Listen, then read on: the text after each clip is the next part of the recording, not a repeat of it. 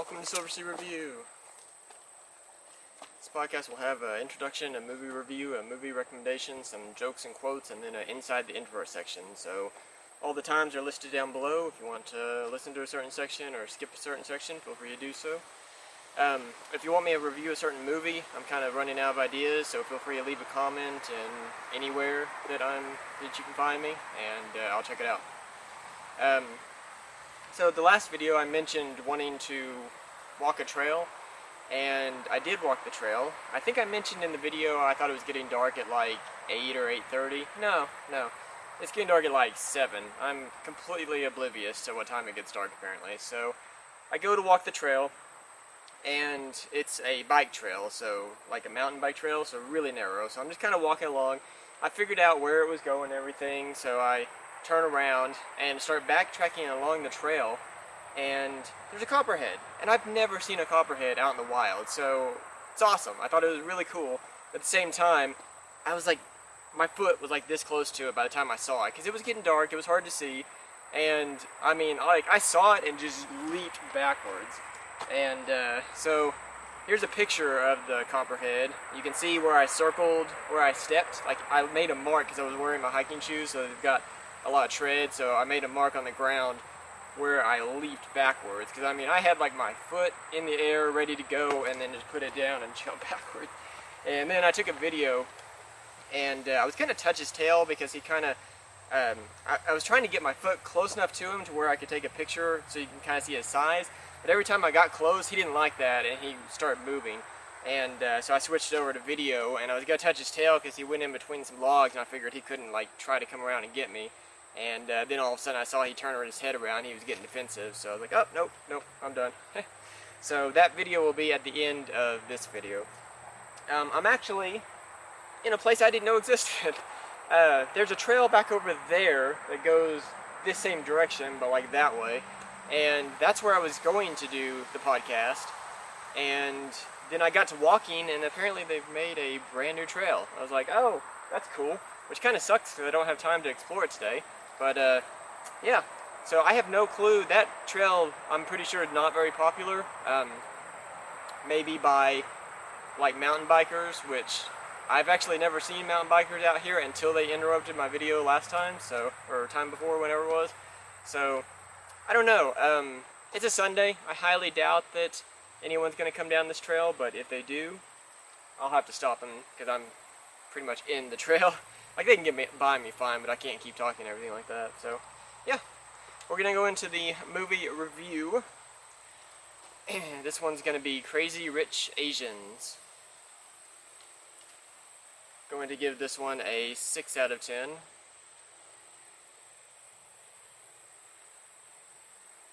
Hearing weird noises. There will be spoilers. Yeah, I mean, it's a comedy, so, like a romantic comedy, so if you don't really see the ending coming, but, yeah, I'm not holding anything back. I had actually originally wrote this movie off just as a generic romantic comedy. Like, I had watched the trailer for it, and I was like, I mean, it looks decent. Like, I had it on my list of things to eventually watch, but it wasn't very high up my list or anything like that. And then I was listening to a podcast and found out that this is the first Hollywood movie in 25 years to feature the majority of an Asian cast and like producers and everything like that. So I thought that was really cool. And I want Hollywood to know that I want more movies like this featuring this type of cast. So that's why I decided to do my review on it. That way I can put out content on this movie, and I don't think it'll probably help anything, but that's all I can do. So vote with my ability to create content and with my dollars. So yeah, I mean, I personally, being a white male, have never experienced the lack of representation. If anything, we have, oh my gosh, so much representation, it's kind of gross. So I don't know what it feels like, but I did read stuff online, and I know how important representation can be in popular media and in movies and everything like that. So this is great. So that's why. And I mean, it was a good movie and everything. So I'm not gonna like hype it up just for that reason. That's just the reason why I chose to do my review on this movie. So it was totally a boss move that whenever she bought the hotel, and because they wouldn't let her stay in it because they were incredibly racist. I thought that was awesome. I thought it was neat how that's pretty much everyone's dream, like if they became rich, to just out of spite buy something like that. So that was a great intro to the movie. It was pretty neat how it showed the social media posts like going around the world and popping up on different people's phones and different people having reactions, and it all happened, like, I mean, it looked like it was like a 20-minute process, and it all happened in like a few seconds. So I thought that was pretty neat, how it kind of gives you a idea of just how quickly things spread. I thought it was interesting how, did I say interesting on that other thing, or did I say neat? I don't know. I may have said interesting twice. Anyways, being Chinese and being Chinese American is considered different. I never would have thought that was any different, but I thought that was neat how there was a big difference in this movie between the two. It was a little weird that she didn't know he was rich, and everyone knew he was rich. I mean, did she not know the name of the movie she was in? No, I'm kidding. I don't know, I just thought that was off, that, like, I know he was not trying to present himself as being rich, and maybe he was trying to hide it, but, I mean, you think if she was going to, like, travel with him to another country, she would have already, like, connected with him on social media or something, and that's not really something you can hide, so I thought that was a little strange. Sorry, I skipped a line. So, everything in her friend's house, which I don't remember what her friend's name was, but it was so pretty. Everything was awesome in that house, and the meal they were having looked incredible, and that was neat. And it was very interesting seeing them react when they found out who she was dating, because to me, they were like top of the line rich, and then they were all freaking out, and just to see them have that reaction really drove home how rich these other people were. But it was just interesting that someone like that could even have a reaction like that. I mean, you've already got all this amazing stuff around you, and you're still freaking out over somebody else having more money. I keep wanting to see an animal. I saw 2 deer walking this way, like I was walking this way and I saw 2 deer, not 2 deer walking this way. And I'm hoping like something will come out, since there's not anyone out here right now. With my luck, it'll just be a person.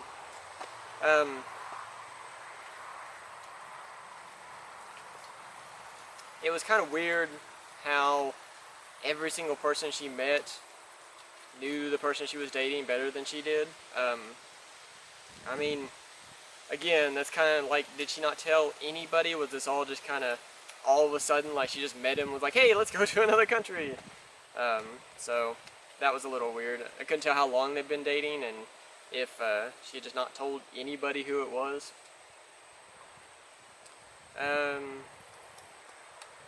I thought the line, there's a lot of starving children in America, it was very funny when they're at the little dinner party thing, and them referencing her as being too skinny, and it's like, you don't want to be like her. I thought that was awesome. Her friend is hilarious. I thought she was the perfect sidekick for this movie, and just really funny at every turn. The mom, when she first meets her boyfriend's mom, was like, man, just right off the bat, just complete power play, like constantly turning her back to her in the middle of the conversation, and I don't remember what they were talking about, but I mean, obviously she was looking down on her right off the bat, and I mean, I don't get intimidated, but that would be like, okay, that's kind of annoying. And I put interesting in here a lot. I need to find a new word. I really liked the way they were filming it when they were talking to different people. It was just kind of, it was unique, I guess, instead of interesting. Because you don't see that in a lot of movies, how it was like switching in between the people, and it was like they were standing in one position and the people were coming up and talking to them, so that was kind of a unique filming technique. I very much like that she didn't give them the satisfaction by making a big scene. That was like the perfect way to handle something like that, and really showed her character, so that was good. Man, there's a plane going over, so I'm going to wait just a second.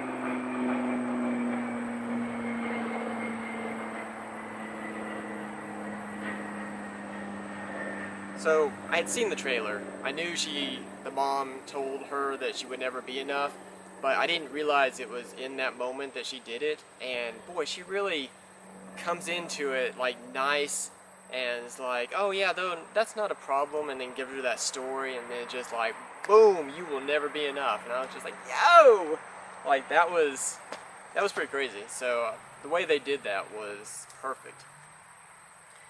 Oh man, the wedding was so amazing. Like, I do freelance photography, I do weddings.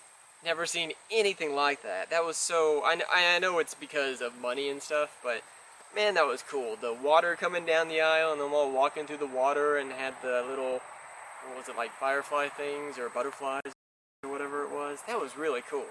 The one thing that I have to critique though is in a lot of movies, you never see the wedding photographer. Like, I mean, the wedding photographer with all that water would have been super annoyed because you can't walk in between it and trying to capture all that on pictures, and you'd be in the way, and like there was no area for the photographer. And I know it doesn't like help the movie any by putting them in there, but it's definitely not very realistic, because who has a wedding like that doesn't have a wedding like that? I would assume would have at least 3 photographers. I mean, Common would have one main photographer and a backup photographer, so something like that would probably have many more. And I will say, when they're at like the after party of the wedding, I do think I see a photographer. There's a guy with a nice looking camera that's taking a picture of 2 people acting goofy or something like that. So he may have been the photographer, but you can't see it in the main wedding area. And that happens in a lot of movies. I'm always like, this is so cool, and then I'm looking at it like, I can hear voices. I don't know how far they are. Hopefully they're not coming down this trail. It's like a group of 4 people. Anyways, when I watch something like that, I'm always looking, I'm like, where would I be standing to take pictures and things like that, so. I think they are. They are. Okay, I'm back. Usually don't like to edit my videos, but since I had people like actually walking by me, I decided to go ahead and edit that out just to protect their privacy. So, because I mean, the bikers you couldn't really tell. The only time you could see them was when they were way behind me. These people were like literally walking. But what are the chances of that? Like, I didn't even know this trail existed, and like a dude and 3 of his kids come by. Good grief. Okay, so where was I? So yeah, anytime I see a wedding in movies, I'm always looking at where I would be standing to try to take pictures and get the best angle and everything like that. And I'm always like, where is the wedding photographer? So that's just my own personal critique of all movies that involve weddings.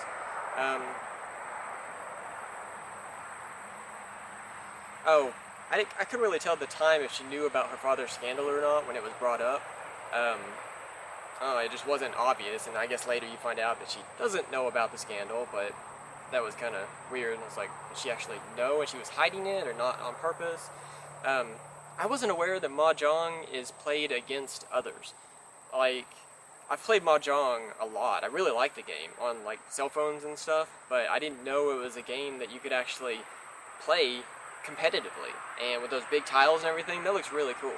So if I ever get the opportunity, that's something I'm definitely going to pursue, is trying that out. Trying to learn it. Which, in the game of Mahjong, the mom officially gets completely schooled, so I thought that was awesome. And that line of, just know when he's happy later on, it'll be because of me, a nobody, that allowed this to happen. So I thought that was really cool, and just perfect for her character. But I will say, little cliche on the plane, him trying to win her back, and stuff awkwardly getting in the way. I mean, I feel like we see this in a lot of movies, that the person that's trying to win them back is like just not paying attention to anything that's around them, so they're like running into stuff, and I didn't care for that scene at all. I felt like it was I felt like they could have done something better than that. He's got all this money, buy the plane out or something and have it land at a different destination, and then when she have her like escorted off and he's like standing down there with the ring at the bottom, or something like that. Flaunt your money if you're gonna try to make a point. I definitely saw the pushy lady behind her saying yes before she did. I mean, it was just, like, saw that coming from miles away, that this lady that's annoyed by everything is suddenly wooed by him, by the romantic action that's going on, so that was stupid. I feel like the ending was a little bit rushed. I would have liked to see more dialogue between the mother and the son whenever she finally realizes what she has to do. I know she gives him that look, and that look is like, I messed up, or I accept, or whatever you want to say. It was a look that she's not familiar with doing, so I feel like I've gotten closer to the camera. So that look was good, but I still feel like it was just, oh, here's the ring, and oh, he's good to go, and I don't know, just kind of all thrown together at the end. But I will say the party on that building, I was blown away by that. I mean, that looked so neat. That was, and then like fireworks coming off and everything, and you had the big firework ring in the background, even though I don't think it shot fireworks, but I've seen that in a lot of like July 1st celebration, New Year's celebration videos online. I've seen that ring used wherever it's located at. So that was really cool. Like, that was just, like, I don't know if that I guess that building has to exist, but that was neat how it was like, had the swimming pool and everything up there. So that was a great ending for it. Like I said, 6 out of 10, worth your time watching it. I'm not going to add it to my collection, but it was definitely worth my time watching it. I enjoyed it. So we're going to go on to the movie recommendation. This is going to be American Tail, Fievel Goes West. This is a animated movie from 1991. It's got some good themes in it: overcoming obstacles, never giving up. This is actually the second of 4 movies. The last 2 in the series were like direct-to-video, and the first one, which is called American Tail, I think. I don't know. But anyways, it's funny, when I was growing up, I saw this movie. We must have had it on VHS or something. And I saw this movie a ton of times. I can't even, like, I can almost quote every single word from it, like that many times. And I didn't even know the first one existed. I didn't know this was the second one until maybe 5 years ago. So, I don't know if it's just my experience or if this one was more popular, but I've watched the first one and I like this one a lot better. So, I mean, you can watch the other ones around this one, but this is the only one I'm recommending. And the description is, sometime after the Mouskowitz from Russia have settled in America, they find that they are still having problems with the threat of cats. They decide to try another home out in the west where they are promised mice and cats live together in peace. Unfortunately, a sinister plan unfolds. And pretty much the first movie is them coming to America and trying to settle and everything like that. And then this movie is they go out to the west, so it's got like a western theme. And there's cats running this town, and then there's areas for the mice, and the cats are treating the mice nice, and but they're actually got a plan going on to attack the mice. So it's just a fun movie to watch, and like I said, it's got some good themes behind it. So that's gonna be what I recommend: American Tail, Fievel Goes West. We're going to go on to the jokes and quotes. I don't think my phone's locked, but I definitely don't have the app open.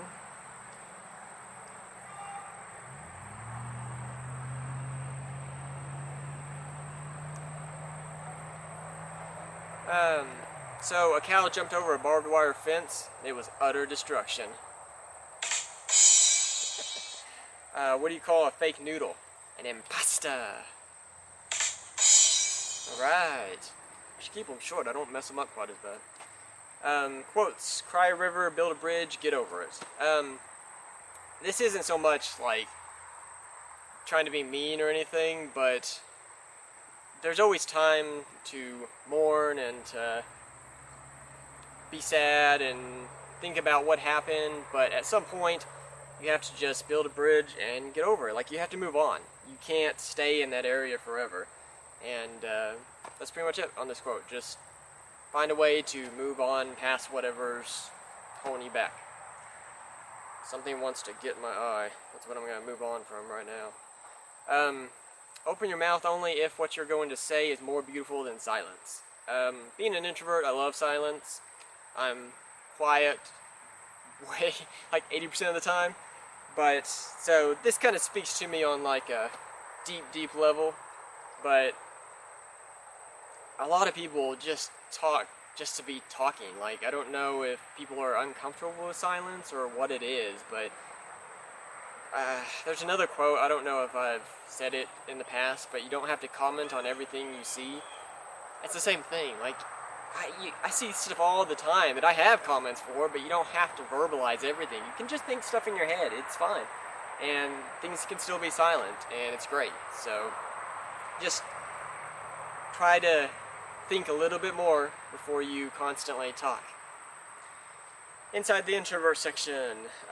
So the day that I dressed up as Batman, a couple weeks ago, whenever it was, that I put a picture in the podcast, I thought they were drawing, the way I understood it, because I'm on the committee, I kind of know some of the background stuff. The way I understood it is, every single day you dressed up that week, you could put your name in a drawing, and then at the end of the week, they'd pick like 7 names and give them a prize. So the more often you dressed up, the more chances you had at winning the prize. So I was dressed up as Batman, so I decided to go enter my name in it, and I thought that was probably the only day I was going to actually enter my name, and I was like, there's probably a very low chance that I'll win, because I don't like being on the committee and winning the stuff, so it's very rare when we hold stuff that I actually enter. And I was like, there's a low chance that I'll win, so I'm not going to worry about it, I'll just enter like this one day and that'll be good. No, apparently they changed it up, I didn't know, and they were actually drawing every single day, and they were drawing like 7 names every single day. And there weren't like that many people that entered, especially on that first day. So the chances of me being drawn were very high, and it did indeed happen. I did get drawn. And it was cool. I got our little company-sponsored, logoed lunchbox. But at the same time, I was like, I really wish I hadn't won because I'm on the committee, and I don't know, I don't like the way that looks. So that was accidental, but it was... Oh, and also, when I went up there, after I even waited after she got done calling all the names to go up there, thinking she'd be ready to hand out the stuff. So I get up and go up there and stand, awkwardly, and she actually, we're doing also a bingo, and she had to call out some bingo numbers. So I'm just kind of standing there, awkwardly, while she's calling out bingo numbers. I feel like it made it seem like I was too excited to run up and get my prize. I was like, I don't really care, I didn't really want to win, and now I'm having to stand here like I'm all super excited, and it was just a introverted moment altogether. Went camping a while back, and you had to go inside this little bitty hut to like register for the camping site, and the guy inside there kept wanting to talk to me, but he didn't know what to talk about, because he didn't know anything about me, obviously. I'm a complete stranger. And I'm definitely not someone who holds a conversation. If you ask me a question, I'll reply, and maybe if there's some back and forth, but for the most part, that's it. Like, I usually pretty precise on my replies, so it doesn't last very long, and I'm not good at holding conversations at all. And so it was very awkward as I stood there. I wasn't impatient, but waiting for the lady in there to like register me and do all that stuff while he was like standing there awkwardly trying to think of something to say. And like, I would be fine just standing there in complete silence. Like, he could just stand there and look out the window, and I could stand there looking at maps and stuff they had on the wall, and then she could register me, and that'd be fine. But just knowing that he felt like he needed to say something was making it awkward for me. And I get that a lot. Like I said in the quote, I'm fine with silence, but knowing that other people are not fine with silence makes it awkward for me. And then occasionally it makes me feel like I need to help them out by saying something, or by starting a conversation or something like that. And so I just get in like this whirlwind of, it's like I wasn't awkward with silence, but now it is. The last story, one of the guys that I worked for, he, I guess, does, it's called aggressive real estate. I can't remember what the letters were, but I guess he runs like a Facebook group and stuff like that. And one day he got chatty and was like, just decided to, like, we were sitting down because what I needed to do, I needed his help with, and he used to be a handyman, but like now, not so much, so he was having to rest. And so I'm sitting down, and he just starts talking. We talked for like 20 minutes, and he tells me about how to buy a house and how to get a loan, like certain types of loans, and then use that, and then you can sell the house and then pay off the loan and make money. And it was like flipping houses and stuff. It's like that's fine if you want to talk about that, but he was like talking about it to me like he expected me to actually do it. I'm like, that's not something I will ever do. Like, I don't take big risks like that. I take what I call calculated risk. That is not a calculated risk. That is like huge. So yeah, that was not something that, I mean, I would just, first of all, I can't do any of the work on a house. I'm not that type of handyman person, so I would have to hire out all the work, and then it would be a big deal, and it would be so much stress knowing all that money's tied up in that, and yeah, never gonna happen. So I just kind of awkwardly had to agree with him and kind of sound like I had some clue about what he was talking about, and yeah, it was extremely awkward and extremely introverted. That's gonna be it for the Inside the Introvert. All my videos are on YouTube, and all the episodes are on there. You can use Video Converter to put them into MP3 or listen to them on YouTube. I post all the new episodes on SoundCloud, so that's a great site to listen to them. I've got a Twitter and an Instagram and a Pinterest account, so I post like funny pictures and stuff if you want to check those out. I try to do semi-daily post, and that's it. So take care of yourself, because there's only one you out there.